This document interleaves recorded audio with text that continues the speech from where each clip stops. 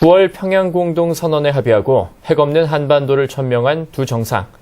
그러면 프레스센터를 연결해서 새로 들어온 소식과 오늘 일정을 알아보겠습니다. 오상현 기자, 밤사이 새로 들어온 소식이 있나요? 네, 앞선 리포트에서 보셨듯이 남북의 두 정상은 어제 5.1 경기장에서 집단체조 공연이죠. 빛나는 조국을 함께 관람했습니다.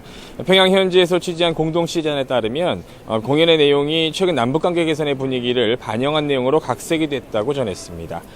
전체적으로 반미 구호는 보이지 않았고 체제 선전은 크게 드러나지 않았던 점도 확인할 수 있었습니다.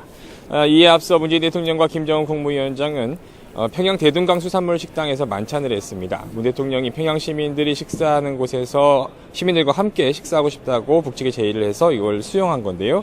애초 김영철 노동당 중앙위 부위원장과 식사를 하는 것으로 되어 있었는데 김정은 국무위원장이 깜짝 방문을 해서 같이 식사를 하게 됐습니다. 두 정상은 식사를 하고 있던 평양 시민들과도 반갑게 인사를 나눈 뒤 만찬을 함께 했습니다. 네, 오늘은 이 두 정상이 백두산에 함께 갔었죠. 이 관련 소식이 좀 들어온 게 있나요? 네, 백두산 쪽에서는 영상 송출이 좀 제한이 돼서 오늘 오전에 했던 윤영찬 국민소통수석의 브리핑 내용으로만 현지 소식을 좀 전해드릴 수 있었는데요. 우선 문 대통령은 오늘 새벽 6시 39분에 백화원 영빈관에서 평양국제비행장으로 이동을 했고 7시 27분에 평양공항에서 삼지연공항으로 출발했습니다. 8시 20분쯤 삼지연공항에 도착한 문 대통령은 미리 나와 있던 김정은 위원장의 영접을 받고 함께 백두산 장군봉으로 출발했습니다. 두 정상은 이후 백두산 천지에서 함께 산책을 한 것으로 전해졌고요. 백두산에서 내려오면 삼지연에서 점심 식사를 함께 한 뒤 바로 삼지연공항에서 성남공항으로 이동할 계획입니다. 윤영찬 수석은 오늘 오전 브리핑에서 어제 합의한 9월 평양 공동선언에 대한 평가도 밝혔습니다. 윤 수석은 트럼프 미국 대통령이 현 상황과 관련해서 김정은 위원장의 서한을 사흘 전에 받았다. 매우 좋은 소식이다. 엄청난 진전이 있었다고 밝혔고 폼페이오 미 국무장관도 트럼프 대통령 첫 임기 내에 비핵화 완성 등 북미 간 근본적 관계 전환 협상에 즉시 착수한다. 또 유엔 총회에서 만날 것을 리용호 외무상에게 요청했다고 밝힌 사실을 전했습니다. 중국의 외교부 대변인은 새롭고 중요한 합의에 도달했다고 했고 러시아 대변인은 실질적이고 효율적인 행보를 당연히 지지하고 환영한다고 밝혔으며 일본 관방장관은 한반도의 완전한 비핵화로 이어지길 기대하고 또 있다고도 전했습니다. 그러면서 관련국 모두의 지지를 받는 새로운 프로세스가 진행되고 있다고 생각한다고 강조했습니다. 그리고 문 대통령이 평양에서 돌아오자마자 다시 유엔 총회 참석을 위해 뉴욕으로 가는데 여기에서 북미 대화의 중재와 촉진의 역할을 할 것이라며 낙관할 수는 없지만 새로운 미래를 만들어 나갈 것이다. 함께 지켜봐 달라고 밝혔습니다. 지금까지 2018 남북정상회담 평양 프레스센터에서 전해드렸습니다. 문재인 대통령이 19일 15만 북한 평양 시민들을 향해 7분 동안 연설을 했습니다. 70년 적대 관계를 청산하고 평화의 큰 걸음을 내딛자고 제안했습니다. 윤현수 기자입니다. 문재인 대통령은 민족의 화해와 평화 공동 번영을 강조하며 연설을 펼쳤습니다. 감격을 말로 표현할 수 없다며 새로운 시대를 만들고 있다고 말했습니다. 특히 5,000년을 함께 살고 70년을 헤어져 살았다며 다시 하나가 되기 위한 평화의 걸음을 내딛자고 제안했습니다. 우리 두 정상은 한반도에서 더 이상 전쟁은 없을 것이며 새로운 평화의 시대가 열렸음을 8천만 우리 결여와 전 세계에 엄숙히 천명했습니다. 문 대통령은 9월 평양 공동선언 합의에 대해서도 재차 강조했습니다. 한반도에서 전쟁 공포와 무력 충돌 위험을 제거하기 위한 조치에 합의했고 핵무기와 핵 위협이 없는 평화의 터전으로 만들어 후손들에게 물려주자고 확약했다고 강조했습니다. 이산 가족의 고통을 해소하기 위한 조치들을 신속히 취하기로 했다고도 밝혔습니다. 민족의 새로운 미래를 향해 뚜벅뚜벅 걷고 있는 여러분의 지도자 김정은 국무위원장께 아낌없는 찬사와 박수를 보냅니다. 문 대통령은 이번 방문에서 평양의 발전상을 보았다며 어려운 시절에도 민족의 자존심을 지키며 스스로 일어서고자 하는 평양 시민의 불굴의 용기를 높이 평가했습니다. 우리 민족은 우수합니다. 우리 민족은 강인합니다. 우리 민족은 평화를 사랑합니다.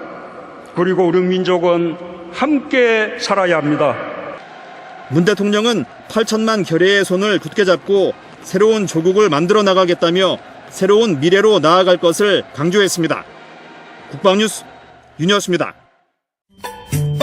해발 1000m 고지, 백두대간 자락에 도솔대대가 자리 잡고 있습니다. 우리가 특급 소대를 만들기 위해 뜀뛰기, 팔굽혀펴기, 윗몸일으키기를 할 거야. 그래서 지금 연병장으로 이동하자. 알겠습니다. 이 소대 뒤로 돌아.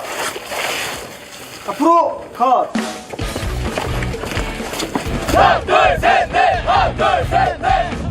3km를 12분 20초 이내에 끝까지 완주해야 특급 전사가 될 수 있습니다.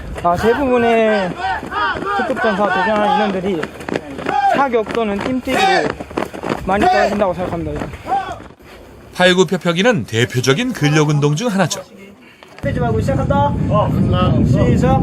하나, 둘, 셋. 처음 시작할 때는 다들 커트라인인 72개쯤은 2분 안에 거뜬히 해낼 것처럼 패기 넘치는 모습이지만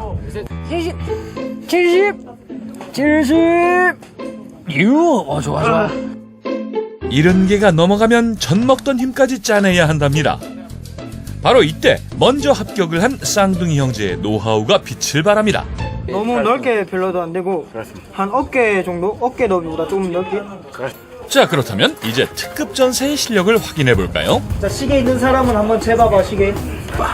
30, 31, 32. 안정적인 자세를 자랑하는 쌍둥이 동생 안태원 상병이 먼저 도전하는데요. 커트라인인 72개는 가뿐히 성공. 87, 88, 89, 90. 동생보다 잘할 수 있을 것 같아요. 동생보다 잘할 자신 있습니다. 팔굽혀펴기는 자신 있습니다. 얘들아, 이제 줄 바꾸자. 알겠습니다.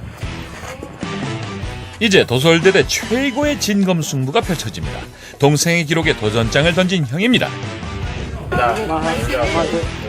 반드시 이기고야 말겠다는 각오를 온몸으로 내뿜고 있는데요. 숨 한 번 헐떡이지 않고 팔굽혀펴기에 매진합니다. 70, 80개도 가볍게 성공.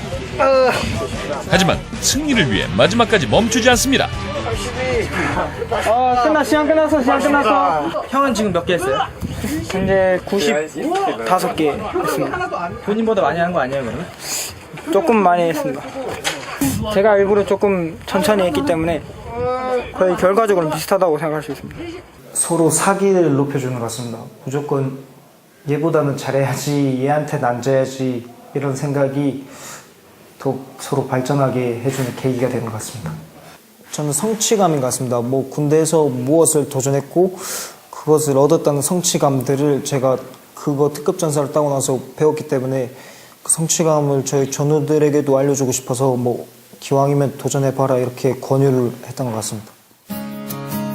어깨에서 늠름하게 자태를 뽐내는 특급 전사 표식은 군대 생활을 잘 해낼 수 있다는 자신감을 쌍둥이 형제에게 선사했습니다. 같은 부대에 입대한 걸로도 모자라 특급 전사에도 함께 도전했으니 뗄래야 뗄 수 없는 인생의 반쪽이죠.